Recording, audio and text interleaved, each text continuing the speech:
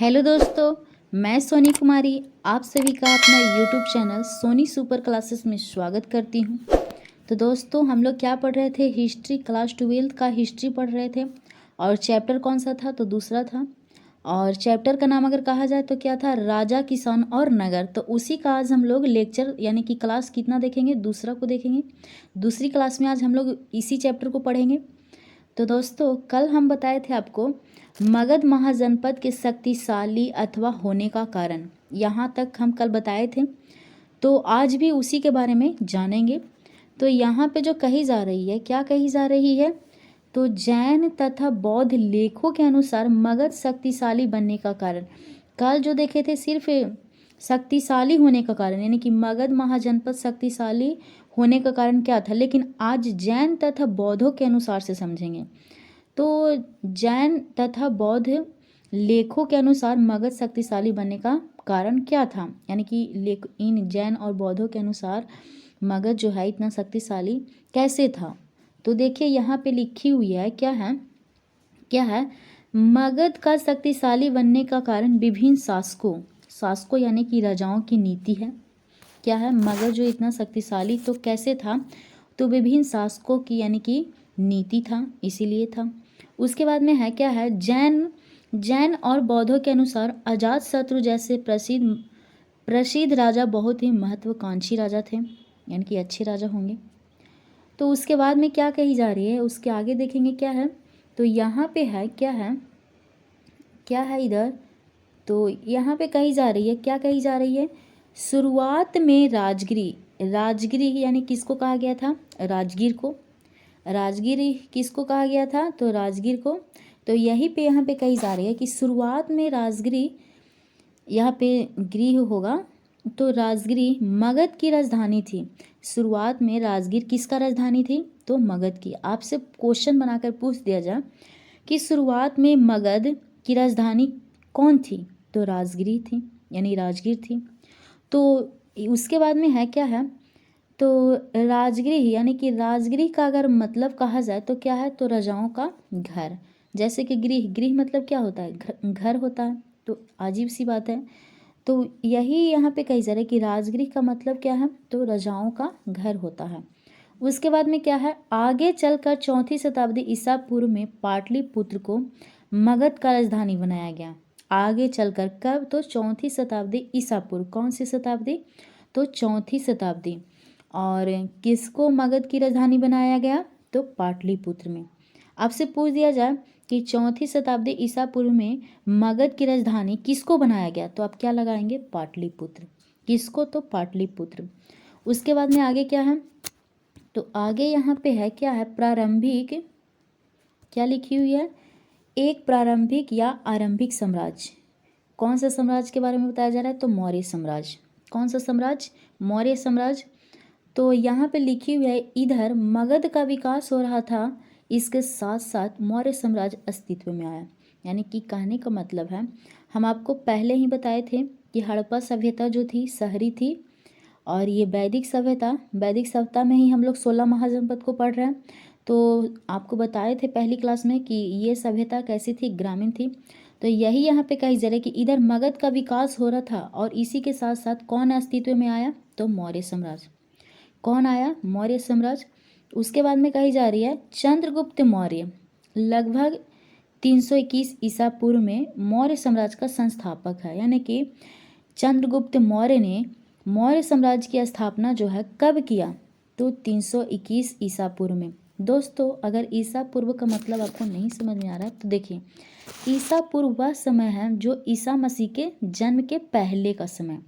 ईसा मसीह के जन्म के पहले के समय को क्या कहा गया है? तो ईसा पूर्व, यानी कि उल्टी गिनती की तरह। और ईसा मसीह के जन्म के बाद का समय, ईसा मसीह को जन्म को 0 ईस्वी माना गया है, तो वही है ईसा मसीह के जन्म के बाद का समय को ईस्वी बोला गया है। क्या बोला गया है? ईस्वी। तो यहाँ पे आपसे पूछ दिया जाए कि चंद्रगुप्त मौर्य ने मौर्य साम्राज्य की स्थापना कब किया, तो आप क्या बताएंगे? 321 ईसा पूर्व में। उसके बाद में है मौर्य साम्राज्य का शासन क्षेत्र यानी कि फैलाव पश्चिमोत्तर अफगानिस्तान और बलूचिस्तान तक था। कहाँ तक था? तो अफ़गानिस्तान और बलूचिस्तान और पश्चिमोत्तर। पश्चिमोत्तर का मतलब है पश्चिम और उत्तर दोनों मिलाकर बना पश्चिमोत्तर। तो आपसे पूछेगा कि मौर्य साम्राज्य का फैलाव कहाँ से कहाँ तक था, तो आप क्या लिखेंगे, पश्चिमोत्तर, यानी कि पश्चिमोत्तर अफ़गानिस्तान और बलूचिस्तान तक। और दोस्तों अगर आप 2026 में एग्ज़ाम देने वाले हैं तो कृपया करके वीडियो को पूरा लास्ट तक यानी कि ज़रूर देखिएगा। और अगर इस तरह का पाना चाहते हैं वीडियो तो आप चैनल को भी सब्सक्राइब जरूर कीजिएगा।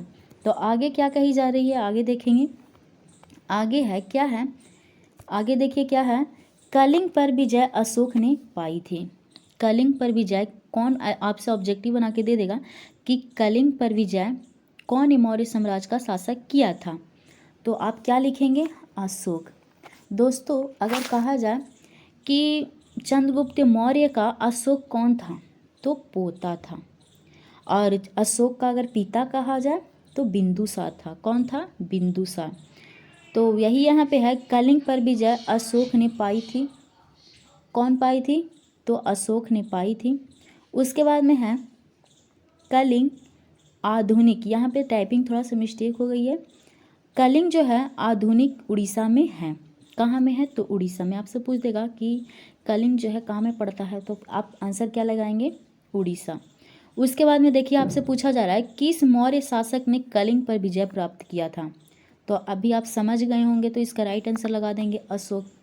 कलिंग पर मौर्य शासक यानी कि किस मौर्य शासक ने कलिंग पर विजय प्राप्त किया, तो आप लगा देंगे क्या, अशोक। उसके बाद में है क्या है, नेक्स्ट में क्या है, तो यहाँ पे आगे क्या बोली जा रही है, क्या है, चंद्रगुप्त मौर्य ने मौर्य साम्राज्य के संस्थापक यानी कि स्थापना जो है कब किया था, अभी इसके जस्ट हम बताएं तो 321 ईसा पूर्व में। क्या आप आंसर लगा देंगे, 321 ईसा पूर्व। और ईसा पूर्व का मतलब भी अभी बता ही दिए। उसके बाद में है क्या है यहाँ पे, तो देखिए आगे क्या है, मौर्य क्या है, देखिए स्रोत मौर्य साम्राज्य यानी कि मौर्य वंश के बारे में जानकारी कैसे मिली, यानी कि हम लोगों को मौर्य साम्राज्य के बारे में यानी कि मौर्य वंश की जानकारी कैसे मिली। देखिए दोस्तों मौर्य वंश का मतलब है यानी कि जैसे कि चंद्रगुप्त मौर्य ने स्थापना किया तो उसी के वंशज यानी कि उसी के पीढ़ी के लोग जो रहे हैं उसी को वंश कहा, यानी कि जैसे कि चंद्रगुप्त मौर्य का बेटा फिर उसका बेटा, तो इसी तरह चलता गया, उसी को यहाँ पे वंश कहा गया, यानी कि चंद्रगुप्त मौर्य यानी कि जो वंशज चला उसी को मौर्य वंश कहा गया। तो यहाँ पे है स्रोत मौर्य साम्राज्य मौर्य वंश के बारे में जानकारी हम लोगों को कैसे मिली। अजीब सी बात है, हर कोई क्वेश्चन मार्क कर सकता है कि कैसे मिली भाई। तो देखिए अशोक के ज़्यादातर अभिलेख प्राकृतिक भाषा में मिले हैं और अभिलेख से ही इसी के अभिलेख से प्राप्त हुए हैं। अगर आपसे पूछ दिया जाए कि अशोक का अभिलेख ज़्यादातर यानी कि किस भाषा में मिले हैं, तो आप क्या बताएंगे, प्राकृतिक भाषा। और प्राकृतिक भाषा हम पिछली वीडियो में बताए थे कि प्राकृतिक भाषा वह भाषा थी जो अनपढ़ लोग, प्रजा या राजा आसानी से समझ जाते थे, उसी को प्राकृतिक भाषा कहा गया। तो यहाँ पे आगे देखिए क्या है, पश्चिमोत्तर से प्राप्त अभिलेख अरामेक यानी यूनानी भाषा में पाए गए हैं।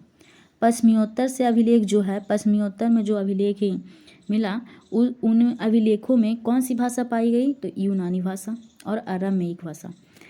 तो दोस्तों अभिलेख का अगर मतलब आपसे पूछा जाए कि अभिलेख क्या है, अभिलेख क्या है, तो दोस्तों अभिलेख हुआ है जो कठोर धातु या कठोर वस्तु पर लिखी गई थी या मिट्टी के बर्तन पर लिखी गई थी, यानी कि जो कठोर वस्तु या कठोर धातु पर जो चीज़ें लिखी गई थी उसी को अभिलेख कहा जाता है। जैसे कि आज आप देखे होंगे अपने घर में या आसपास में कि जो कोई भी कभी कभी बर्तन, बड़ा बड़ा बर्तन जो लेता है तो ठठेरा के यहाँ क्या करता है, करवाता है, बोलता है कि भैया इसको लिख दीजिएगा, इस पर नाम वगैरह, ताकि ये बदला बदली ना हो जाए। तो वो लिखा हुआ रहता है जो, तो मिटरता फिर नहीं है। तो उसी प्रकार पहले लोग लिखते थे, तो उसी को अभिलेख कहा गया है।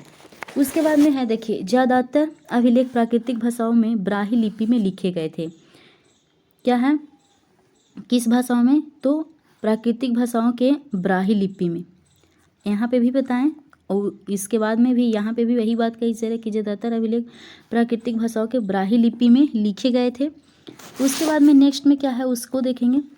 तो आगे है क्या है, तो देखिए आगे है, यूनानी और अरामेइक लिपियों का इस्तेमाल अफगानिस्तान में मिले अभिलेख में किया गया है। यानी कि यूनानी और अरामेइक लिपियों का इस्तेमाल कहाँ में किया गया है, तो अफगानिस्तानी में। कहाँ? अफगानिस्तान में मिले हैं ऐसी लिपियों का उल्लेख, तो वही यहाँ पे कही जा रही है। उसके बाद में है, मौर्य वंश के बारे में जानकारी कुछ कौची है, क्या बातें कही जा रही है कि मौर्य वंश के बारे में कुछ यानी कि जानकारी है जो प्रमुख उसके स्रोत, यानी कि मौर्य वंश के बारे में जानकारी के कुछ प्रमुख स्रोत, यानी कि जैसे कि मौर्य वंश के बारे में जानकारी जो मिली है उसके स्रोत, यानी कि उसके क्या स्रोत हैं। तो देखिए यहाँ पे है, मौर्य साम्राज्य के इतिहास के निर्माण करने के लिए इतिहासकारों ने अलग अलग प्रकार के स्रोतों का इस्तेमाल किया है। जैसे में क्या क्या इस्तेमाल किया है भाई, उसे देखेंगे। तो मूर्ति कला का अध्ययन, इतिहासकारों ने मौर्य साम्राज्य के बारे में जानने के लिए मूर्ति कला, मूर्तियों के बारे में अध्ययन किया। जैसे कि हड़प्पा सभ्यता के बारे में जानकारी मिली, उसी प्रकार मौर्य वंश के बारे में भी। तो आगे क्या कही जा रही है, तो यहाँ पे देखिए क्या है, तो आगे भी वही बात कही जा रही है। क्या कही जा रही है, तो मूर्ति कला का अध्ययन। उसके बाद में है, मेगास्थनीज द्वारा लिखित इंडिका पुस्तक। कौन सी पुस्तक? इंडिका पुस्तक। मौर्य वंश के दरबार में यूनानी राजदूत मेगास्थनीज आए थे। अब बातों को समझिए, अगर आपसे पूछ दिया जाए कि मेगास्थनीज द्वारा लिखित पुस्तक का नाम क्या है, तो आप क्या बताएंगे? इंडिका। और ये किसके दरबार में आया था रहने के लिए, तो मौर्य वंश के दरबार में। किसके? तो मौर्य वंश के दरबार में। और ये यूनानी था, भारत का नहीं था, यूनानी था, यूनानी राजदूत था जो मेगास्थनीज। कौन था? मेगास्थनी, जो किसके दरबार में रहने आया था, तो मौर्य वंश यानी कि चंद्रगुप्त मौर्य के समय में आया था। तो ये वही बातें यहाँ पे कही जा रही है कि मेगास्थनीज द्वारा लिखित इंडिका पुस्तक मौर्य वंश के यानी कि दरबार में यूनानी राजदूत मेगास्थनीज आए थे। और इंडिका पुस्तक में भी मौर्य वंश के बारे में जानकारियाँ मिलती है, क्योंकि अजीब सी बात है, जो जहाँ रहेगा उसके बारे में तो अच्छी से जानेगा ही ना। तो मेगास्थनीज चंद्रगुप्त मौर्य के दरबार में आया था, तो उसके रीति रिवाज तो कुछ जाना ही होगा। तो इंडिका में लिखा है, तो उससे भी जानकारी मिलती है। तो इतिहासकारों का कहना ये भी है। उसके बाद में है, तब मेगास्थनीज द्वारा लिखित इंडिका पुस्तक का भी अध्ययन। देखिए यहाँ पे लिखी हुई भी है उसी बात को, तथा मेगास्थनीज द्वारा लिखित इंडिका पुस्तक का भी अध्ययन इतिहासकारों ने किया, जिससे मौर्य वंश के बारे में काफ़ी जानकारियाँ हासिल हुआ। अभी हम बताएं इसी बात को कि मेगास्थनीज द्वारा लिखित पुस्तक जो इंडिका है, इसको पढ़ने से इतिहासकारों को किसके बारे में जानकारी मिली, तो मौर्य वंश की जानकारी मिली। आपसे पूछ दिया जाएगा ऑब्जेक्टिव क्वेश्चन बनाकर कि मेगास्थनीज द्वारा लिखित पुस्तक इंडिका में किस वंश के बारे में जानकारी मिलती है, तो आप क्या बताएंगे? मौर्य वंश के बारे में। किसके बारे में? तो मौर्य वंश के बारे में बताएंगे। उसके बाद में क्या है, किन चीज़ों से मिला, तो इंडिका पुस्तक से भी मौर्य वंश के बारे में हम लोग की जानकारी मिली। उसके बाद में क्या है, तो देखिए अर्थशास्त्र पुस्तक, अर्थशास्त्र पुस्तक द्वारा भी, और ये आपको से कहा जाए, आपसे क्या कहा जाए कि अर्थशास्त्र पुस्तक जो है किनका लिखा हुआ है, तो कौटिल्य या तो चाणक्य। कौटिल्य का अनेक नाम थे, तो 3 नाम विख्यात है, यानी कि अधिक लोग जानते हैं, जैसे कौटिल्य, चाणक्य, उसके बाद में विष्णुगुप्त। तो ये चाणक्य का ही यानी कि नाम है, तो नामों में कंफ्यूज नहीं होइएगा। तो आपसे पूछ दिया जाए कि अर्थशास्त्र पुस्तक किसकी रचना है, तो कौटिल्य का। तो इस अर्थशास्त्र पुस्तक में किसके बारे में जानकारी मिलता है, तो देखिए मौर्य वंश के बारे में जानकारी प्राप्त करने के लिए एक मुख्य स्रोत अर्थशास्त्र भी है। यानी कि आपसे पूछा जाए कि अर्थशास्त्र पुस्तक कौटिल्य द्वारा रचित जो है, इसमें किस वंश के बारे में जानकारी मिलती है, तो इससे भी आपको मौर्य वंश के बारे में पता चलेगा। किसके बारे में पता चलेगा? मौर्य वंश के बारे में। और चंद्रगुप्त मौर्य का ये कौटिल्य जो है प्रधानमंत्री या सलाहकार के पद पे था। जो चंद्रगुप्त मौर्य को एक प्रकार से कहा जाए तो चंद्रगुप्त मौर्य का ये गुरु भी था। और इस अर्थशास्त्र में राजनीति के बारे में जानकारी आपको मिलेगी। किसके बारे में जानकारी मिलेगी? राजनीति के बारे में। और कहाँ की राजनीति? तो मौर्य वंश के बारे में। तो समझ में आई बात। तो आगे हम लोग देखेंगे आगे क्या है। तो दोस्तों आगे है क्या है आगे दोस्तों जैन बौद्ध तथा पौराणिक ग्रंथों में, यानी कि जैन बौद्ध तथा पौराणिक ग्रंथों में मौर्य वंश के बारे में जानकारी मिली है। किसके बारे में? तो मौर्य वंश के बारे में। उसके बाद में है अशोक वह पहला सम्राट था जिसने अपने अपने अधिकारियों और प्रजा के संदेश प्राकृतिक पत्थरों और पॉलिश किए हुए स्तंभों पर लिखवाए थे। यानी कि चंद्रगुप्त मौर्य का पोता अशोक वह एक ऐसा पहला सम्राट था, यानी कि पहला ऐसा राजा था जिसने अपने अधिकारियों और प्रजा यानी कि जनता, अधिकारियों यानी कि मंत्री, तो प्रजाओं और उन लोगों के लिए संदेश यानी कि प्राकृतिक पत्थरों पर और पॉलिश किए हुए स्तंभों पर लिखवाए थे। यानी कि अपने प्रजा के लिए कुछ लिखवाए होंगे, तो वही यहाँ पे कही जा रही है। उसके बाद में क्या है? तो मौर्य साम्राज्य का प्रशासन, यानी कि वहाँ का शासन वगैरह कैसा था, तो वही यहाँ पे है। तो उसको देखेंगे क्या है मौर्य साम्राज्य का प्रशासन। तो देखिए क्या है, साम्राज्य का प्रशासनीय व्यवस्था के बारे में चर्चा अशोक के अभिलेखों में विस्तारित रूप से किया गया है। यानी कि मौर्य साम्राज्य के बारे में हम लोगों को जानकारी जो है कैसे पता चली है, तो देखिए यहाँ पे कही जा रहा है कि साम्राज्य का प्रशासनीय व्यवस्था के बारे में चर्चा अशोक के अभिलेखों में विस्तृत रूप से किया गया है। अभिलेखों से पता चला है इसका मतलब। उसके बाद में है क्या है, मौर्य साम्राज्य का शासन के प्रमुख 5 राजनीतिक केंद्र थे। मौर्य साम्राज्य का प्रशासन यानी कि मौर्य साम्राज्य के शासन के कितने राजनीतिक केंद्र थे? तो 5 थे, यानी कि 5 वो वैसे जगह कौन कौन थे, तो देखेंगे यहाँ पे। देखिए यहाँ पे लिखा भी हुआ है प्रांतीय केंद्र, यानी कि कौन कौन था, तो तक्षशिला, और जो कहा जाए कि तक्षशिला कहाँ में पड़ता है, तो पाकिस्तान में। उसके बाद में है क्या है, स्वर्णगिरी, उज्जैनी, तोसाली और एक पाटलिपुत्र भी है। कौन है? पाटलिपुत्र भी। उसके बाद में आपसे क्या कही जा रही है यहाँ पे, देखिए क्या है, तो यहाँ पे देखिए राजधानी पाटलिपुत्र, मगध की राजधानी। अब देखिए 4वीं शताब्दी ईसा पूर्व में कहाँ बनाई गई थी? पाटलिपुत्र। और पहले कहाँ थी? तो राजगिरी। उसके बाद में क्या है, तो देखिए यहाँ पे क्या है, उससे देखेंगे क्या है, तक्षशिला और उज्जैनी दोनों लंबी दूरी वाले महत्वपूर्ण व्यापार मार्ग पर स्थित हैं। कौन कौन? तो तक्षशिला और उज्जैनी। उसके बाद में है स्वर्णगिरी। 5 प्रांत बताएं ना, कौन कौन बताएं, तो तक्षशिला, स्वर्णगिरी और उसके बाद में तोशाली, उसके बाद में पाटलिपुत्र। तो यहाँ पे अब है स्वर्णगिरी। स्वर्णगिरी सोने का पहाड़ था जो अब कर्नाटक में है, तो कर्नाटक में उस समय भी था। तो देखिए स्वर्णगिरी है। उसके बाद में है स्वर्णगिरी के बारे में क्या कही जा रही है, तो कर्नाटक में सोने के खदान के लिए उपयोगी था, यानी कि सोने का पहाड़ था स्वर्णगिरी। उसके बाद में आपसे क्वेश्चन मार्क्स बनाकर पूछ रहा है, क्या पूछ रहा है, स्वर्णगिरी कहाँ में पड़ता है, तो आप जानकारी किए हुए रहेंगे तो क्या आंसर लगा देंगे? कर्नाटक। उसके बाद में क्या है, उसके देखेंगे आगे, उसके आगे क्या है, तो देखिए क्या है उसके आगे है मौर्य साम्राज्य को सुचारू ढंग से चलाने के लिए भूमि और नदियों के मार्ग आवागमन में, यानी कि आवागमन के लिए काफ़ी आवश्यक था। आवागमन का मतलब अगर आपसे कहा जाए तो आने जाने का। तो मौर्य साम्राज्य को सुचारू ढंग से चलाने के लिए भूमि और नदियों के मार्ग आवागमन के लिए काफ़ी आवश्यक था उस समय।